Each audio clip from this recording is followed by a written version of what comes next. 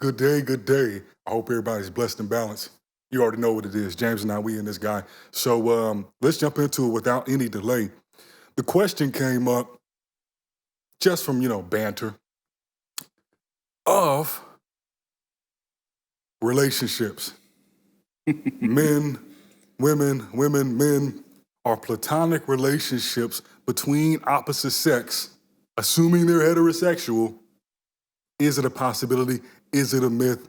Steve Harvey has some thoughts about this, and we've seen lately there's been a lot of focus on his daughter in the rap community, so maybe he shouldn't, who knows, right? Some people may have saw it as a challenge. It's like, oh, I'm going to just be friends with Lori Harvey. But anyhow, some people may not know what I'm talking about. But I don't know what you're talking about there. I don't know any context on that. All right, so basically there was kind of this string of different rappers talking about wanting to, engage in coitus with Lori Harvey. Oh, okay. Apparently Future, because of that Harvey clip that went viral about him talking about how men and women can't. Not because of that clip. That was me being funny. That it was like people took it as a challenge. But nah, I think just because apparently she's bad, I can't even tell you what she looked like.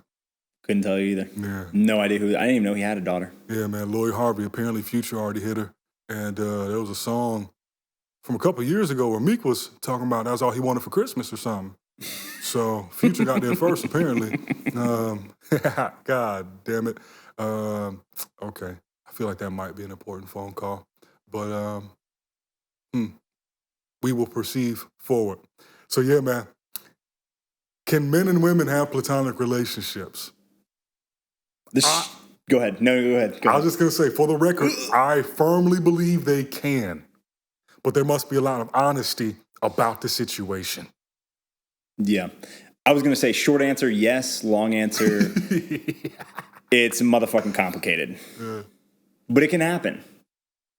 It cannot happen if you're not willing to communicate with that person, and also if you happen to be in a romantic relationship with somebody else. If you cannot communicate about that relationship to that person, then no, they cannot happen. Yeah, bro, you might just, we done. Like That's it. That's it. Those are the two rules. Communicate with the friend, communicate with your partner. But all seriousness, like, I was in a relationship prior, and then the one I'm in now, and there was definitely, some mixed energy around my relationships with other women. Now, granted, early on in that relationship, I sent a picture of my dick to some chick on Snapchat, and so that was classified as cheating. I'm not saying it wasn't, but there's levels to this shit, and that was the level I cheated on. And so, that gave her some context for distrusting me down the road. I'm just trying to, hey, man, what I'm saying? All my I learned something about there. You new every time we get on here. Yeah, man. The temptation got me. She claimed it was some shorty I met downtown in Athens. And her number was in my phone. I still, to this day, feel like I got set up by this other chick that I was dealing with earlier on in college, because she would be prone to do some goofy shit like that.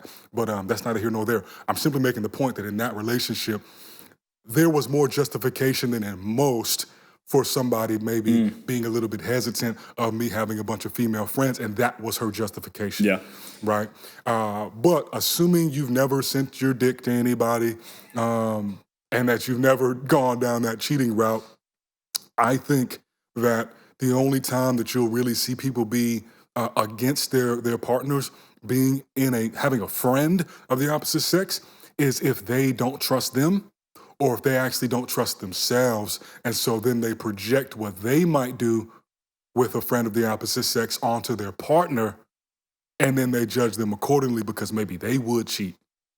And I think that's an interesting point that you make, because I think that a lot of things, so for example, not most recent relationship, one before that, it was stated many, many, many, many times that I was a cheater, and I was this, and I was that, and I was doing this, that, and the other. When in fact, when rubber met the road, who cheated wasn't your boy, was her. Was her, not me. But it's interesting because the projections that came through day in, day out was, you shoot big booty girls, you shoot half-naked women. And by shooting, I mean taking photos of. If you haven't realized that I've done that, then I don't know where you've been or what rock you've been under. But it's even classy, so come on. But that romantic partner who, goodness love her. I hope she's doing well. Legitimately, it was her birthday more recently. I just found that it was kind of interesting that every relationship that I had that was platonic, that was with a woman that I had known far before I'd ever met her, that I hadn't slept with, that I was friends with, that I supported, that I showed up when they needed something and they did the same for me, was called into question. And it, honestly, when it all came down to it, is because she was engaging in behavior that was not prudent to be engaging in when you're in a relationship. Yeah. So call it what you want. Like Sae'Von said, there's levels to this shit. Sending a dick pic is cheating. Blowing somebody is probably cheating. Some other things are probably cheating. Like, come on, guys, girls, and everyone else.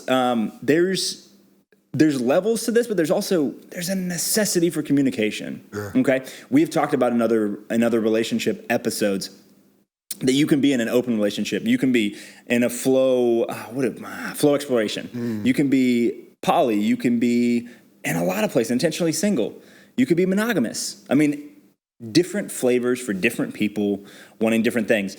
However, a fundamental piece of all those is the communication. Okay, so regardless of what situationship you're in, you got to communicate. For real.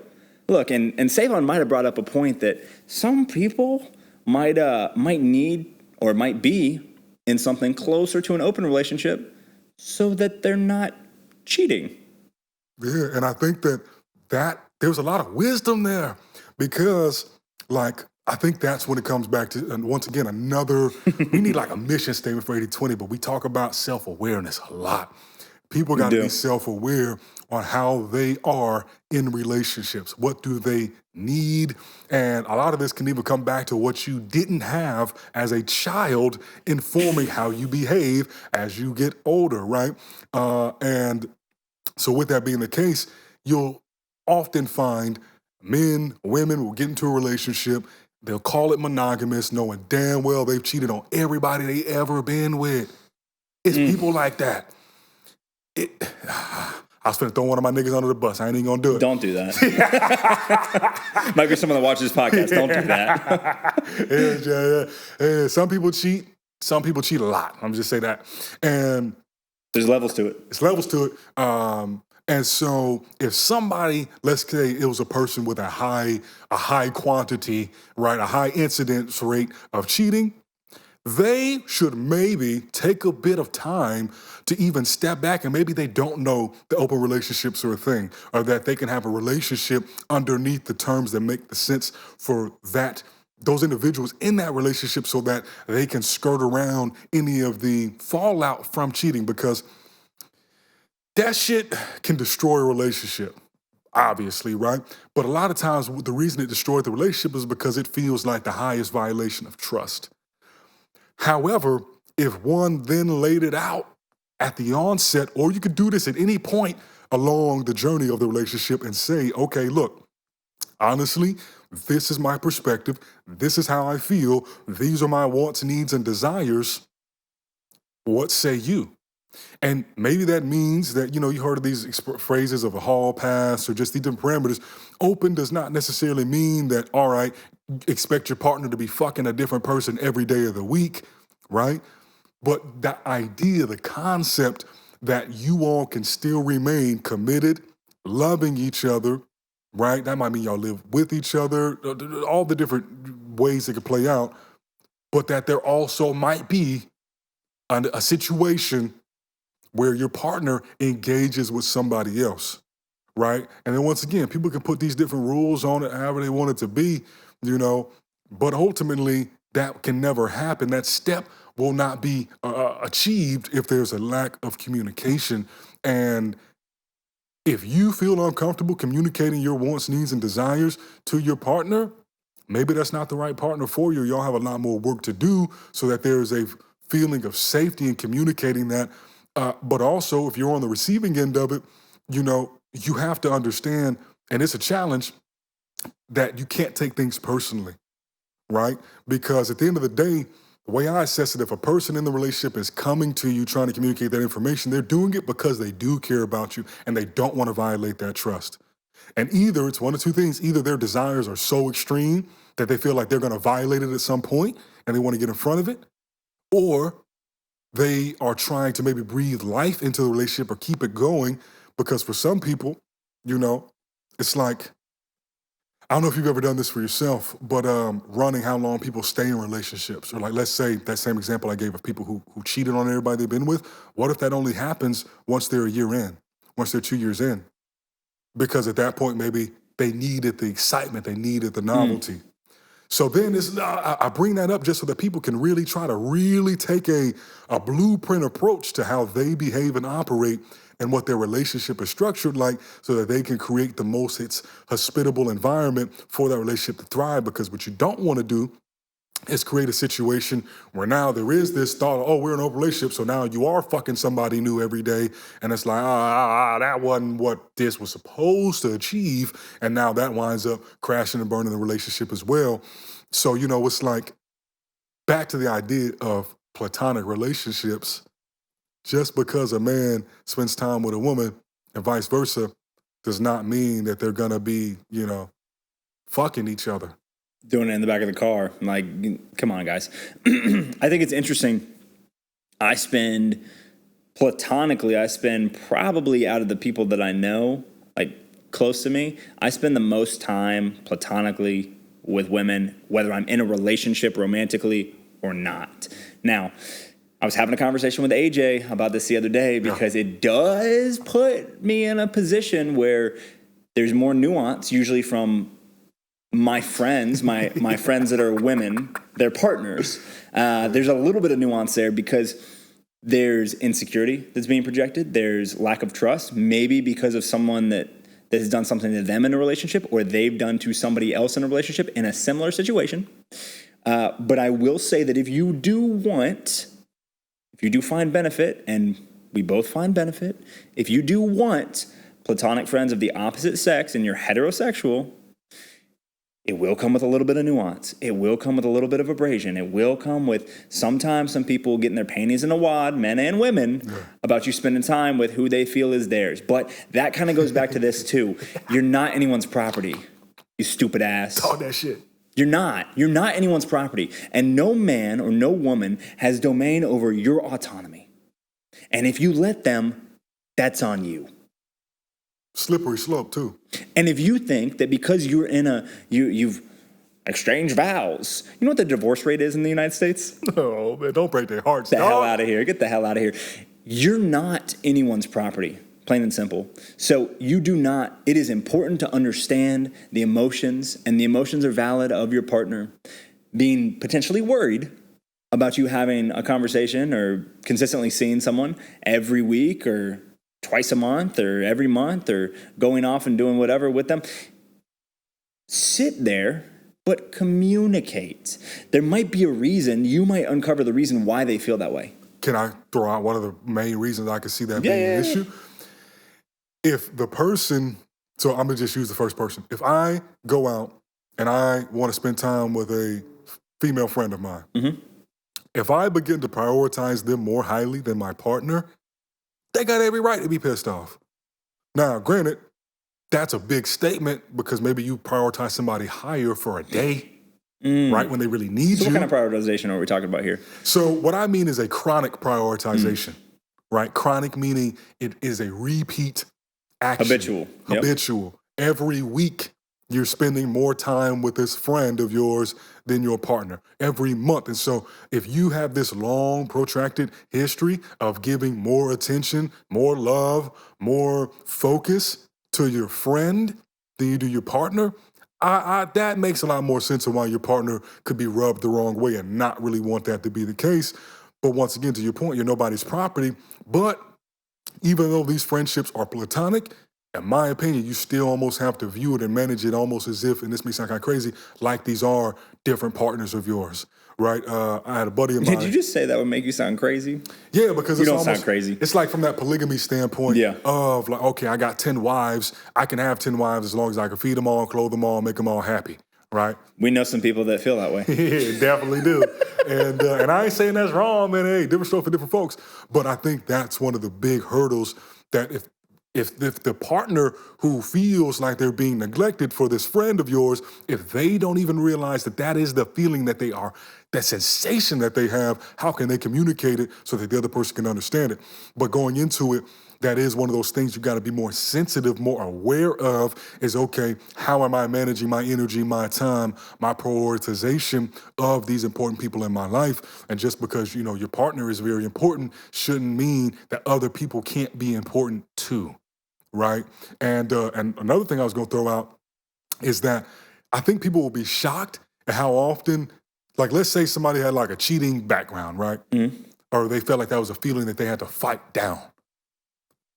You might feel that urge way less if you just spent more time with platonic friends of the opposite sex so that you still got that energy. I mean, full disclosure, I had a conversation not that long ago with my partner, just communicating, not because I felt like I needed to be physically with any other woman, but it was this feeling of like, I need to be around other women. Because like, I need some of that energy. My mom, I didn't spend a lot of time with my mom as a child. She was gone, trauma. But at the end of the day, trauma. End of the day, I didn't have mommy's titty around me, so it made me want to have more feminine energy in my life. Nothing wrong with feminine energy. Right? That's been a theme. And so historically, I've had platonic friends in high school. Dudes would be like, bro, damn, bro, it's crazy. You fat and, you fucking the big booty white chick. And I'm like, I'm not though, bro. I'm really not. She does have a big booty, yes, but I'm not fucking her. And so I just think that those are some things people got to keep in mind is that on one hand, it's probably only going to be a problem if you do have a history of cheating or you're prioritizing chronically that other friend more than you are your partner. And on the flip, having relationships platonically with opposite sex people could actually strengthen your relationship. And it could put you in a position where you don't act like Steve Harvey and say that the only thing that you can do with women is procreate. Right. The only thing you can do is be in a romantic relationship where you're sticking what you have in what they have. That's ridiculous. Women are not the value of their body. You can have relationships with women, very healthy, beneficial to both parties, mutualistic relationships with women as a straight man that do not go into the out of bounds play, that do not go into grabbing a boob or anything like that, or anything escalated from there. It is okay, and I would encourage you to figure out who those people in your life that you want to spend time with, those people in your life that you want to spend 40 time and with. slip, goddamn. Yeah. I don't know what I just said there, but figure out who those people are and then prioritize time with them. Again, be mindful of your partner if you have one. If you don't, guess what? The world's your fucking oyster. Spend time with who you want to spend time with. I promise you that you having more feminine energy in your life, if you are truly leaning more masculine in your life as well, will balance you out. You will feel much better being around different energy that's polarized in the opposite direction that balances you. I mean, it's something that there's big benefit to having. Just the same, without the communication, all of this that we've just talked about goes out the window. If you don't communicate what someone means to you, to that partner, if you don't communicate to that person that's a friend what that partner means to you and where the boundaries are and where the lines in the sand are, you're kind of doomed to fail. If you just think that it's just going to work itself out, it's a little bit too nuanced for that. Yeah. And the subtlety behind if it was a pre-existing relationship or a relationship that came about after you've already been with your partner. I think that second one is what gives people more pause because it's just like, well, how you meet this bitch? And, all this other stuff. And so, just keeping all this stuff in mind, once again, being very aware of all of the factors and variables around the situation so that you can be a good steward of your intentions, why this other person is valuable to you or why you value that relationship. Because it's like, in all fairness, if your partner were to ask you, why does this girl matter? And you can't give an answer, shit, that's quite revealing. You know what I mean? Not that you have to justify yourself, but if you haven't already done that work and figured out what is the value of this person being in your life, then, and that's something you should really do for everybody in your life. And it's interesting you go there because that is, I wish that I would have done that. The reason that I do spend the time that I do with friends and continue to pour in, day out, month in, month out, and don't sacrifice that for any romantic partner is because at one time I did. At one time I did let a girlfriend of mine put me in a situation where I chose her over my friends. And I chose her in an ultimatum, in an absolute, her or them. And the people that she wanted me to drop were women, not men. Yes, some partners you can get jealous of anyone spending over-indexing time to anybody else. However, in this case, it was somebody, and it's been years, okay? So for anybody listening to this, it is not a recent relationship. It's been years. However, I vowed to myself that I would never do it again because I still to this day kick myself that I didn't prioritize. I did not follow through with my word that I gave this woman because I did value her friendship. I did. But I said it with my mouth and I didn't have my actions follow. And that person to this day is still not in my life, wants nothing to do with me. I've had an interaction to try to get back in touch, wants nothing to do with me.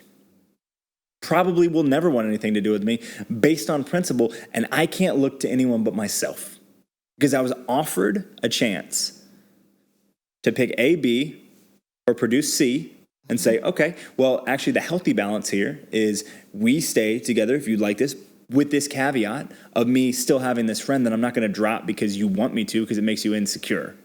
We can have a conversation. We can get together all together. I can introduce you. Like, we can do whatever to make this work. But I didn't set my own ego on fire and slide into a place where I tried to make it work. I simply just said, okay, ultimatum, my romantic partner that is fulfilling me in more ways than just energy, here we are. Okay, I'm going to take that. I regret it. I don't regret having that relationship, but I do regret casting away someone that would probably in this day and time be a close friend of mine.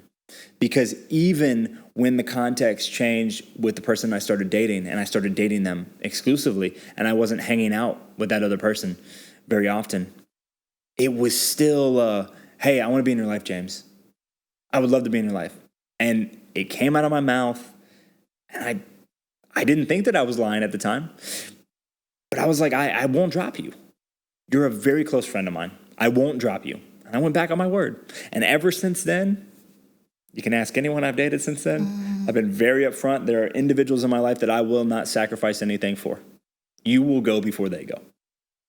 Call it a fault, call me crazy, call it stupid, call me, you can't sacrifice, James. You got to sacrifice for your partner. Cool. You're going to be the sacrifice. You are going to be the sacrifice. If push comes to shove, I'm not giving up those relationships. They've existed before you. They'll probably exist after you if you have that kind of attitude. So we're going to keep it moving. You can have friends heterosexually of the opposite sex. You absolutely can. But the foundation of that is communication. Your partner will probably not be comfortable right off the bat with it, regardless of when you met that person. That's fine. Those emotions are valid. Introduce them.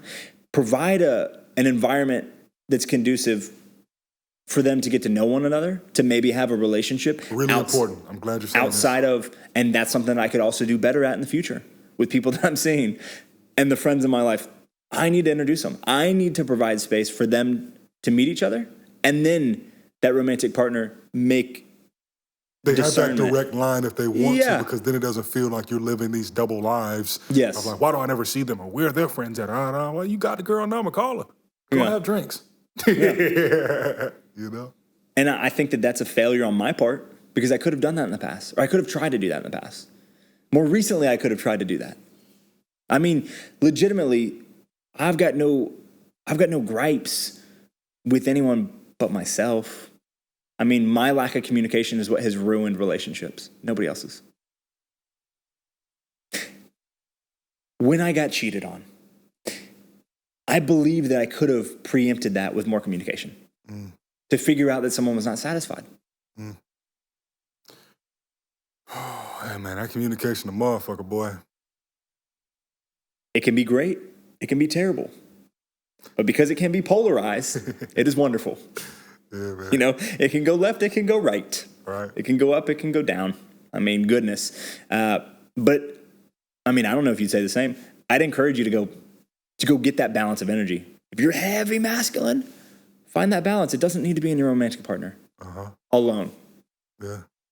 You can find it other places. Don't restrict yourself to just same-sex friends because you're afraid of what you're going to do when the lights turn off or you're walking in an alley or you're in a bar when no one else is around. Look, prove to yourself that that person is a friend. Prove to yourself that you can respect people and value them more than their body. Mm-hmm. Other benefits on top of that, when you know that the established boundaries keep it platonic, you can look to that person as a more neutral informant as to your own energy and behavior from the viewpoint more closely aligned to your partners, right? If I'm a guy and I go get advice from my homies about my relationship, they're gonna give me advice as guys. How can I get a woman's perspective if there are no other women in my life? If women are restricted to just the energetic probability that they're romantic or they're nothing. You know, and so it's like, I just think the whole world would be better off for it, because then even when people meet each other, there's more of an understanding like, hey, maybe I did catch your eye because you were pretty. Maybe I catched your eye because your laugh or your energy, whatever. But me coming up, introducing myself, wanting to get to know you is not step one of fucking you. That's the thing. Like, all roads don't lead to the bedroom. And I think it's just so hard for people to believe that because of what they've experienced, what is common in culture and how people do tend to meet at the watering holes, you know, and it's like eventually that has to change. And who's going to change that other than individuals, people? And end of the day, it's a communication situation. It's a communication solution. Yeah. Something that needs to happen. And we can both get better at communication too in our own relationships when we have them. You know, I think that I've got oodles and oodles to grow, for sure. But I think that I'm in a much better position knowing that I have space to grow than not being aware that I'm where I'm at, you know? Agreed. I don't know. That's not a very nice way to put that. It's it was kind of fun, just, man. Not everything can be a hot take quotable, man. Just here we go. Just straight to the point. I mean, that's that. And I think that we will probably revisit this from a different angle again in the future. I would actually like to probably try this combo as well, bringing a woman on the podcast. Oh, and seeing how that. Have to, bro. Seeing how that goes. So if you're interested and you hear this, feel free to DM either myself or James. Feel free to leave a comment on the YouTube, but the easiest way to get a hold of us will be to shoot a DM either to Sae'Von Springer, to James M, or James Gillespie. James M. Gillespie is probably going to be the easiest. That's the one that I'm on most frequently. But yeah, hit us up. We'd love to set some up because we are going on an interview spree. So if you're interested, if you've ever wanted to be one of the two, then seriously, let us know. We'd love to set something up. We are opening up the oyster to the world. So thank y'all for joining us today. We appreciate your time as always. This full length is available everywhere where you can stream. It's available on YouTube, and you can also find us on social media. So we appreciate all of the love and support, and we'll holler at y'all very soon. Thank y'all.